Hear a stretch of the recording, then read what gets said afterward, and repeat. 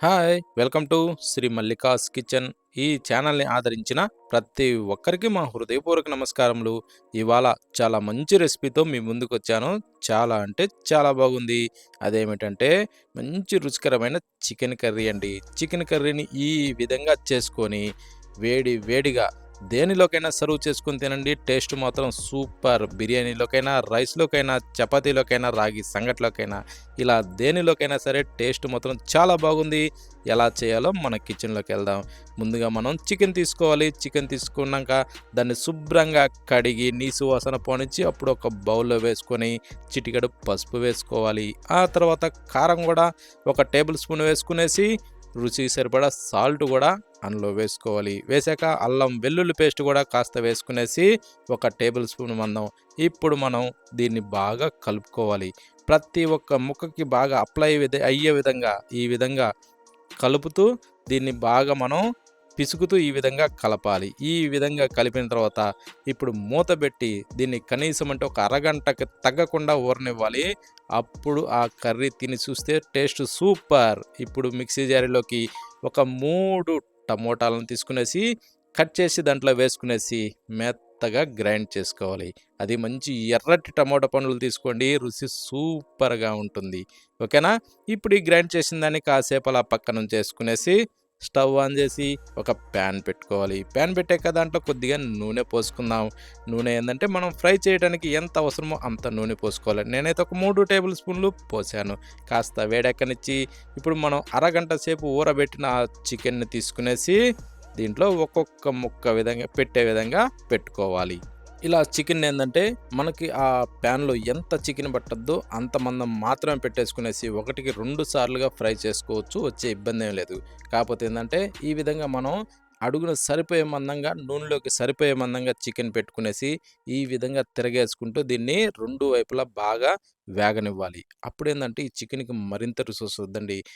ఇలా ఏందంటే, మంట మాత్రం హై ఫ్లేమ్‌లో పెట్టకుండా మీడియంలో ఉంచుకునేసి, ఈ టైప్‌లో దీన్ని కొంచెం బాగా వేగనిచ్చుకోవాలి. అంటే నూటికి కనీసం 75% దీన్ని మనం ఫ్రై చేసుకోవాలండి. ఓకేనా? అప్పుడే దీనికేందంటే మరింత రుచొస్తది. ఏకదమ్ ఒక్కసారిగా డీప్ ఫ్రై చేయగూడదు. ఈ టైప్‌లో మనం 75% ఫ్రై చేసుకోవాలి. ఫ్రై చేసిన ఈ ముక్కలన్నింటిని తీసి ఒక ప్లేట్‌లోకి వేసుకోవాలి. వేసిన తర్వాత మిగిలిన చికెన్‌ని గూడక సేమ్ అదే విధంగా మనం ఫ్రై చేసుకోవాలి. ఫ్రై చేసిన తర్వాత మిగిలిన 25% మనం కర్రీ చేస్తాం కదా! కర్రీలో ఫ్రై అయిపోతుంది. కాబట్టి ఇప్పుడు ఈ చికెన్ మొత్తం తీసిన తర్వాత సేమ్ అదే నూనెలో నూనె ఎక్కువ అనుకుంటే మాత్రం తీసేసుకోవచ్చు. సరిపోద్దనుకుంటే ఉంచుకునేసి దాంట్లో ఇప్పుడు మనం ఏం చేయాలంటే అల్లం వెల్లుల్లి పేస్టు ఒక టేబుల్ స్పూన్‌ని వేసుకోవాలి. అల్లం వెల్లుల్లి పేస్ట్ ఏసిన తర్వాత దీన్ని ఇప్పుడు మనం కొంచెం పచ్చి వాసన పోయేదాకా వేగనిచ్చుకోవాలి. ఓకేనా? ఈ అల్లం వెల్లుల్లి పేస్టు పచ్చి వాసన పోనిచ్చి, అప్పుడు ఇందాక మనం గ్రైండ్ చేసి పెట్టిన ఈ టమోటా పేస్ట్‌ని దాంట్లో వేసుకోవాలి. ఈ టమోటా పేస్ట్ వేసిన తర్వాత దీన్ని గూడా మనం ఇలా కలుపుతూ బాగా వేగనిచ్చుకోవాలి. దీని పచ్చి వాసన గూడా పోవాలి. మంచి కలరొస్తది. ఆ కలరొచ్చేదాకా దీన్ని మనం కలుపుతూనే బాగా ఫ్రై చేసుకోవాలి. ఈ విధంగా ఒక 2, 3 నిమిషాల పాటు ఇలా ఫ్రై చేసిన తర్వాత, ఇప్పుడు మనం స్పైసీకి తగ్గట్టుగా ఒక 2 టేబుల్ స్పూన్లు కారం వేసుకుందాం. 2 టేబుల్ స్పూన్లు కారం వేసిన తర్వాత ఇప్పుడేం చేద్దామంటే ధనియాల పొడి ఒక టేబుల్ స్పూన్ వేసుకునేసి, ఆ తర్వాత జీలకర్ర పొడి కూడా సగం టేబుల్ స్పూన్ వేద్దాం. ఆ తర్వాత ఇప్పుడు మిరియాల పొడి కొద్దిగా యేసుకునేసి, ఇప్పుడు సాల్టు రుచికి సరిపడా వేసుకోవాలి. వేశాక ఇవన్నింటిని ఇలా కలుపుతూ మంచి కలర్ వచ్చేదాకా వీటిని మనం బాగా వేగనివ్వాలి. ఈ కారం మసాలాలు ఎంత బాగా వేగుతాయో కూర టేస్టు అంత బాగా వస్తుంది. ఓకేనా? ఈ టైప్‌లో మనం దీన్ని మంచి ఆయిల్ రిలీజ్ అయ్యేదాకా దీన్ని మనం బాగా వేగనివ్వాలి. ఇలా వేగిన తర్వాత ఇప్పుడు గడ్డ పెరుగండి. ఒక్క టేబుల్ స్పూన్ దాంట్లో వేసుకునేసి కాస్త ఇలా కలుపుతూ దీన్ని కొంచెం స్పీడ్‌గా ఈ గడ్డ మొత్తం కరిగి వెన్నలాగా మారే విధంగా దీన్ని మనం ఫ్రై చేసుకోవాలి. ఈ పెరుగు బాగా కరిగిన తర్వాత, ఈ విధంగా ఫ్రై అయిన తర్వాత, ఇప్పుడేం చేద్దామంటే, మనం ఇందాక ఫ్రై చేసి పెట్టిన ఈ చికెన్‌ని దీంట్లో వేసుకోవాలి. చికెన్ మొత్తం దీంట్లో వేసిన తర్వాత, ఇప్పుడు కాస్త తిరగేసుకుంటూ, ఈ చికెన్‌ని ఈ గ్రేవీ బాగా పీల్చుకునే విధంగా మనం ఇలా కలుపుతూనే బాగా వేగనిచ్చుకోవాలి. అప్పుడేమవుద్దంటే ఈ చికెన్ ముక్క ఈ గ్రేవీ అంతా పీల్చుకునేసి రుచి ఇంకా చాలా అద్భుతంగా ఉంటుంది.